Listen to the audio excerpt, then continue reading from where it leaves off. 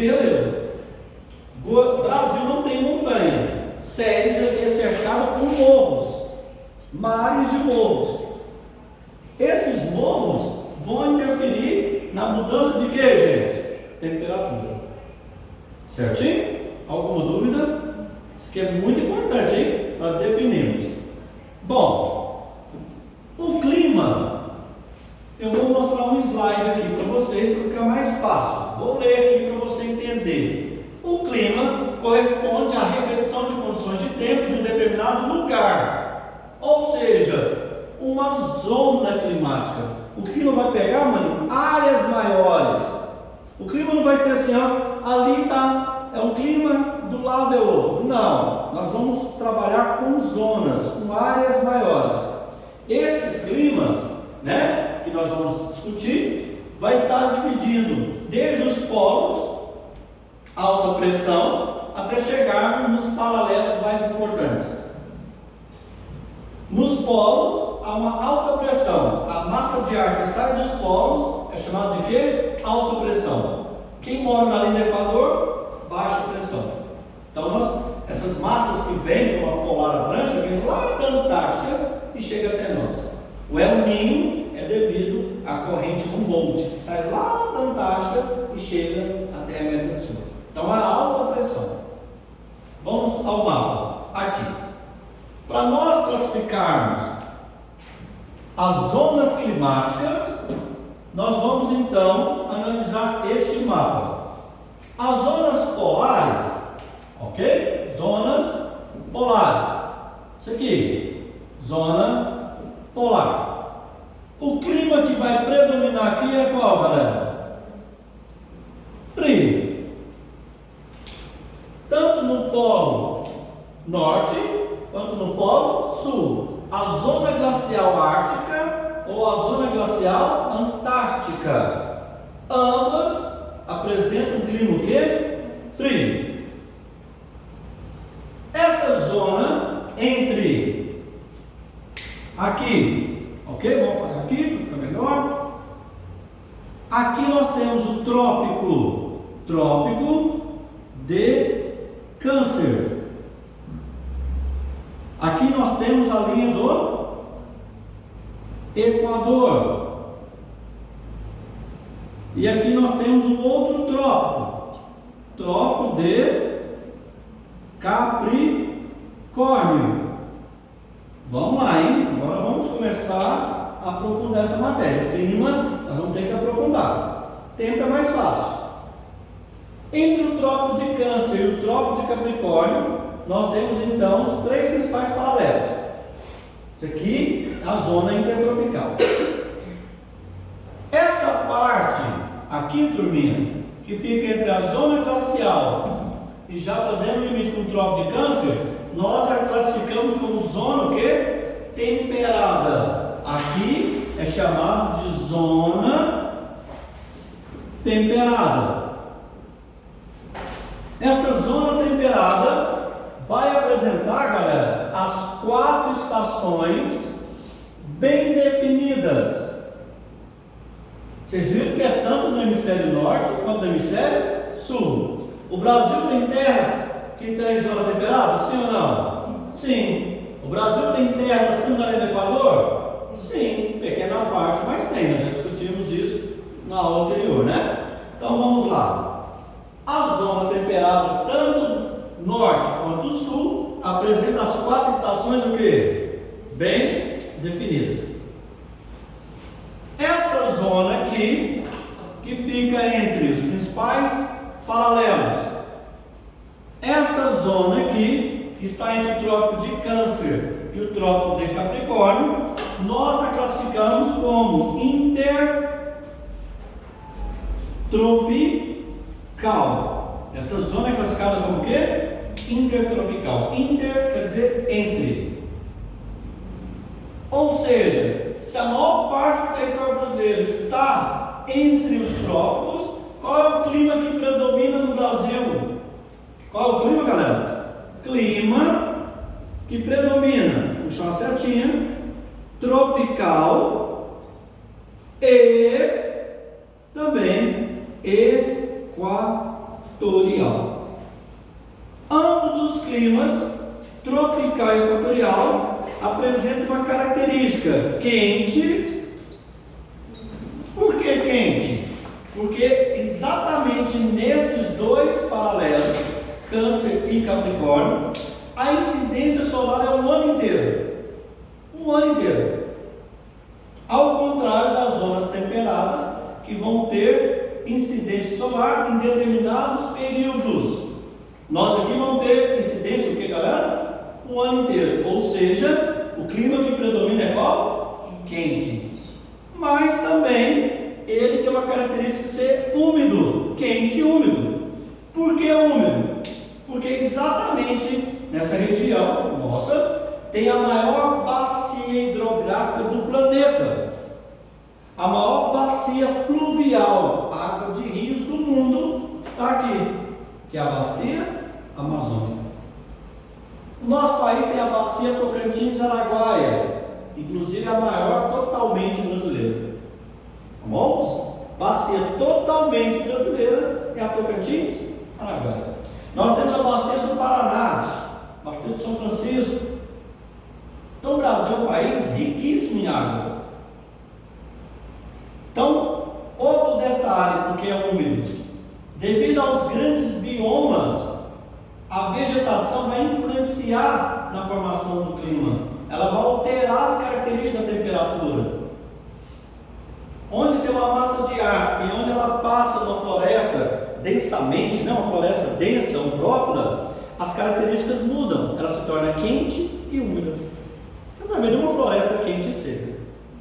Então, devido aos biomas, principalmente o bioma amazônico, o cerrado, que infelizmente é um hotspot, a Mata Atlântica, a Caatinga, a Araucária, temos o Pantanal. Devido a essa diversidade brasileira, essa biodiversidade, o nosso clima que predomina, ele é quente, o quê? Úmido. Se não tivesse esses biomas, era quente e seco. Então, clima tropical ou equatorial, qual é a característica? Quente e úmido. Goiás é chamado de clima tropical típico, porque nós estamos exatamente aqui. Ou, olha o nome, semi-úmido. Por que é semi-úmido? Porque tem época do ano que chove, tem época do ano que não chove. Quantas estações nós temos no Brasil? 4. Mas, dentro aqui, para a gente fecharmos, 2 são bem definidas, não são? O nosso verão, ele é classificado como o quê? Quente. Nós estamos acabando de falar. Quente o ano inteiro. Só que o nosso verão chove. Então ele é quente e chuvoso. E o nosso inverno, ao contrário que ocorre nas zonas temperadas, o nosso inverno, ele é ameno, porque não é tão frio assim. E ele não é úmido, ele é o que, gente? Seco. Tem lugares do mundo aí que o inverno é rigoroso, ele é frio e úmido. O nosso inverno não é tão frio assim, é ameno, e ele é o que? Seco. Então nós temos 2 estações que predominam numa zona o que? Tropical e o que? Equatorial. Goiás, clima tropical típico. Quando você fala típico, quer dizer que essas estações é que predominam. Alguma dúvida? Tranquilo? Então vamos a um detalhe agora. Se tiver dúvida, vamos indo. Isso aqui, qualquer coisa vocês me falam. Eu vou apagar aqui. Professor, mas por que a gente só estuda o tropical, né? Tropical de Câncer e o trópico de Capricórnio? É porque a incidência é maior aqui, certo? Tem todos os trópicos, vários, aquário, tal, tudo. Mas esse daqui tem incidência maior. A Terra tem um fenômeno, 2 fenômenos. Um é chamado de solstícios. O que são solstícios?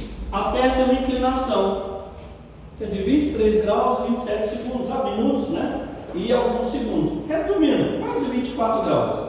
Essa pequena inclinação que a Terra tem faz com que a luminosidade não seja igual em todos os polos. A Terra tem 14 movimentos.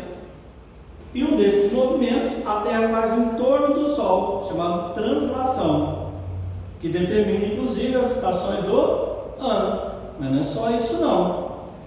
Essa inclinação, uma época do ano, eu disse uma época do ano, o Sol vai atuar no hemisfério norte. No hemisfério sul vai ter a mesma luminosidade? Não, por causa da inclinação. Então você imagina, a luz que vai atuar aqui, ela vai ser um pouco mais forte do que aqui embaixo. Vai ter luz aqui porque a Terra está girando, né? Rotação. Mas ela vai chegar mais rarefeita. Neste período aqui, nós chamamos de solstícios, né? No caso do norte, vai acontecer um fenômeno, a aurora boreal. Tem lugares que no período noturno vai estar claro, criou um terço de sol da meia-noite, né? Então aqui vai ter luminosidade. Nesse hemisfério, nessa zona temperada, não. Só que a Terra, devido a esse movimento de translação, agora, onde tinha Sol, não vai ter a mesma luminosidade. A luz vai passar para onde? Para cá. E aí foi estipulado, em determinados países nórdicos, um horário de verão. Então, o horário de verão foi estipulado para lugares que não tem essa luminosidade o ano inteiro. No Brasil, não precisaríamos disso, por questões de incidência, né? Mas por questões políticas e para atrair investimentos, para que as empresas produzam mais, houve sim a instalação de horário de verão em nosso território. Poucas pessoas trabalham isso, o termo correto, acham que é recente isso, porque na época, Fernando Henrique Cardoso, né? Mas na verdade o horário de verão veio desde Getúlio Vargas. Ok? O horário de verão no Brasil seria interessante em zonas o quê? Temperadas, pegando literalmente parte do sudeste e o sul, mas não o centro-oeste nem literalmente a região norte, que tem sol o ano inteiro. Tá bom? Isso é um detalhe importante. O horário de verão para muitos aí é questionado porque como o peão trabalha por hora, né? E ele trabalha do sol, então não só trabalha por produção, ele não trabalha por prestação de serviço. Nós podemos fechar isso aqui, ó. Pode ser 10 horas da noite, 10 horas da manhã, nós vamos trabalhar por hora, não é isso? Não é prestação de serviço? Muitas pessoas não, eles trabalham literalmente por produção. Então o dia dele é mais longo. Tem uma época do ano que a Terra aproxima-se do Sol. Agora, março, agora. Semana, dia 20 para lá, a Terra vai se aproximar do Sol. Ou seja, a Terra se aproxima 2 vezes do Sol. Uma é exatamente em março e a outra já de agosto para setembro. E aí sim, a Terra vai ter a mesma luminosidade, tanto no polo norte quanto no polo sul. E aqui a intensidade vai aumentar. Então, automaticamente, o calor vai aumentar. Só que no mês de março, não estamos no verão, o que eu provei aqui? Calor, verão é o que? Quente e chuvoso. É o climograma que nós falamos. Então, nesse período você não vai sentir tanto. Mas ontem eu estava em um lugar, você já sente um mormaço, né? Chove, vapor, né? Há uma condensação, há um ciclo, você sente esse vapor.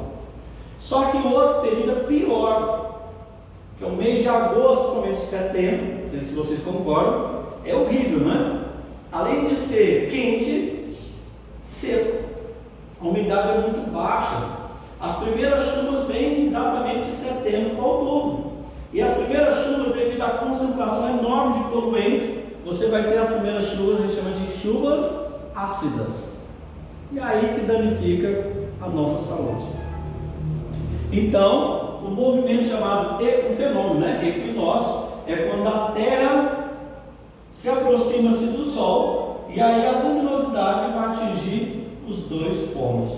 Tá bom? 2 fenômenos, solstício e equinócio. E aí o nosso estado não é diferente, ele vai ser afetado. Por que é afetado? O estado de Goiás, e um dos poucos lugares eu conheço com essas características, ele tem, galera, a influência de 4 massas de ar. O Brasil tem quantas massas de ar que eu falei? 5. E o nosso estado vai ter quantas massas? 4. E o que está sendo aqui? Qual que é o clima? Tropical o quê? Típico. Ou seja, nós temos 2 estações bem o quê? Definidas. Inverno ameno e seco, que vai de outubro a abril. E o nosso verão quente e chuvoso, que vai de maio a setembro. Então, esses períodos, junto com o fenômeno chamado solstícios e equinócios, você altera a temperatura. Um exemplo claro é o El Niño. El Niño é o aquecimento da água do Pacífico, devido ao movimento da Terra. O índice de chuva segue o regime de temperaturas. A oeste, o estado, do nosso estado, a oeste, ou seja, próximo ali do Rio Araguaia, o ciclo hidrológico é maior, você tem uma média de 1800. A leste, principalmente no Nordeste e Goiânia, não chove tanto como no Oeste. Você tem uma média de 1.500 milímetros. Isso é volátil, mas é uma ideia, é uma média. Tá? Nós trabalhamos mais ou menos em cima disso, de 1.500 a 1.800 milímetros anuais. A média de temperatura, 23 graus, que é uma média, isso é muito questionado. Em centros urbanos, devido às ilhas de calor, a sensação térmica ultrapassa os 40 graus. Bom, as temperaturas mais baixas, por sua vez, são registradas entre maio e junho, que é a mudança exatamente das estações e a influência da massa de ar que nós vamos ver aqui para encerrarmos. Quando as mínimas, dependendo da região do estado, somente o sul, chega próximo até 4 graus. Então, as regiões mais frias do estado é na região meridional. Ok? Então, parte do estado de Goiás, não é o ano inteiro, uma pequena parte, nós temos então uma temperatura relativamente fria, tá bom? E aí vem o mapa. É aqui que nós vamos fechar essa questão da aula das massas de ar. O estado de Goiás tem quantas massas de ar? 4. Só uma não chega ao estado de Goiás. E qual é? Essa aqui. Essa massa de ar nós a classificamos como equatorial atlântica. Como é que ela é chamada? Equatorial atlântica. Se é do Equador, ela é quente ou fria? Quente. Atlântico não é de oceano? Água. Então qual é a característica dessa massa de ar? Você tem que saber disso, hein? Ela é quente e úmida. Ok? Essa massa de ar, a característica dela é quente, o que, galera? Úmida. Ela atua no litoral nordestino e parte da região do norte. Parte do norte, litoral nordestino. Por que ela não chega em Goiás? Aqui tem uma barreira, aqui tem um relevo. O relevo vai influenciar diretamente também no tempo, automaticamente no clima. Essa barreira que corta a região nordeste é chamada Serra da Borborema. A Serra da Borborema serve de quê? De barreira natural. Então a massa de ar vem, lembra das chuvas orográficas que nós falamos? Ali ela serve de quê? De barreira. Ou seja, o litoral nordestino chove, zona da mata. O agreste parte chove, mas o sertão nordestino não tem esse índice pluviométrico. Por quê? Porque a barreira criada por essa serra, denominada de Borborema, serve de empecilho. Legal, né? Então são chuvas orográficas. Então não podemos falar que o Nordeste não chove. Parte da região do Nordeste, parte do sertão, pegando aqui parte do Piauí, pegando parte do Ceará, infelizmente, parte do Maranhão sofre uma escassez de índice, o quê? Pluviométrico. E quem falou que lá não tem água? Há projetos de transpor rios. Um deles é o Tocantins. O primeiro projeto tinha um projeto de transpor rios do Tocantins, do Balsas. Mas o projeto mais antigo, mais conhecido por nós, é do São Francisco, né? Então nós podemos resolver. E sem contar que no lençol freático, no subsolo, além de ter muita água, tem aquíferos na região nordestina que poderia sanar esses problemas. Mas por questões políticas ainda não foram resolvidas. Aqui tinha um chamado indústria da seca. Volta a cabeça. Agora, essa massa de ar que atua em todo o litoral brasileiro e chega para nós é a massa tropical atlântica. Essa massa tropical não é quente? Não está entre os trópicos?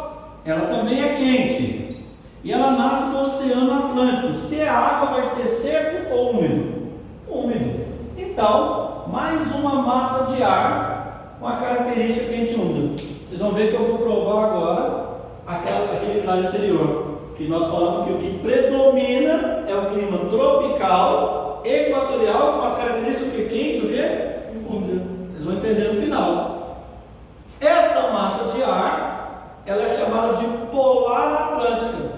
Polar, ela sai lá do polo ártico ou antártico. Ártico, antártico. Então, qual que é o polo?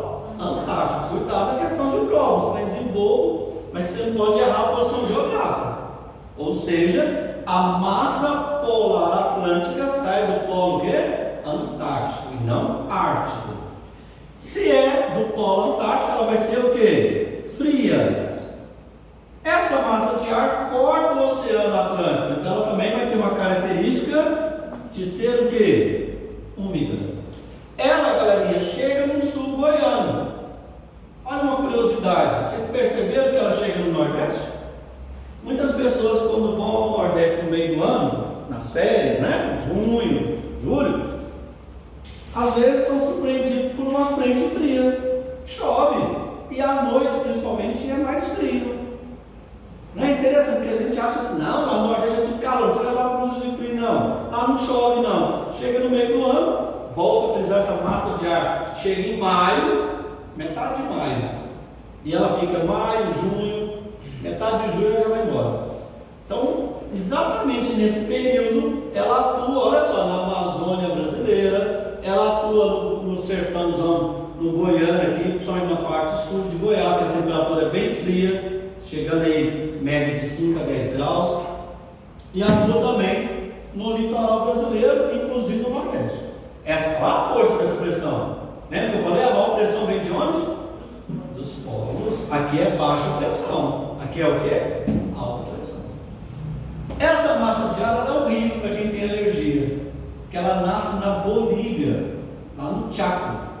Ela é uma massa tropical continental. Massa o quê?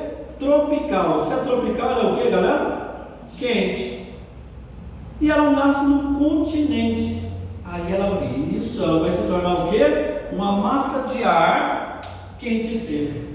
Olha que interessante. Essa massa de ar atua no Mato Grosso, Guiratinga, Rondonópolis. E ela sai rasgando aqui, gente, ó. E ela vai pegar exatamente essas regiões. E ela vai atuar principalmente no centrão goiano, pegando a parte ocidental. Porangatu é frio? Não. Gurupi é frio? Não. Porto Nacional é frio? Não. E chega exatamente no sertão brasileiro.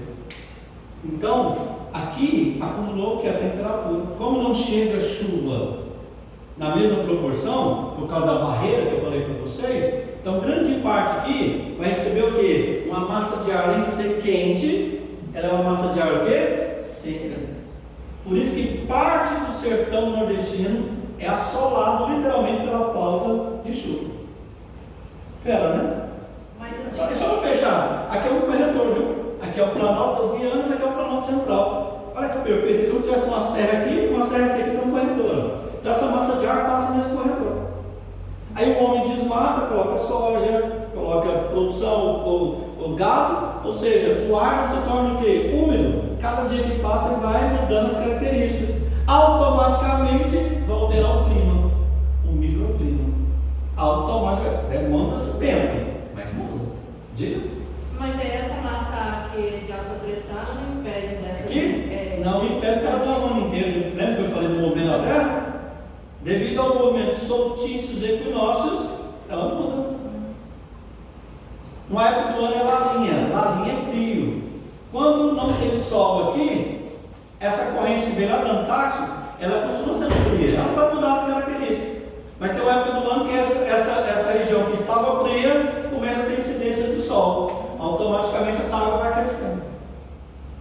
Isso é o mundo perfeito. Então, depende de determinadas épocas. Tanto é que os agricultores, as empresas usam muito isso. E para encerrar, e o pega da prova, galera. Muito fácil decorar o conceito. Onde é continente é seco, onde é água é úmido, onde está escrito tropical e equatorial é quente, polar é frio. Só que vocês estão fazendo um concurso.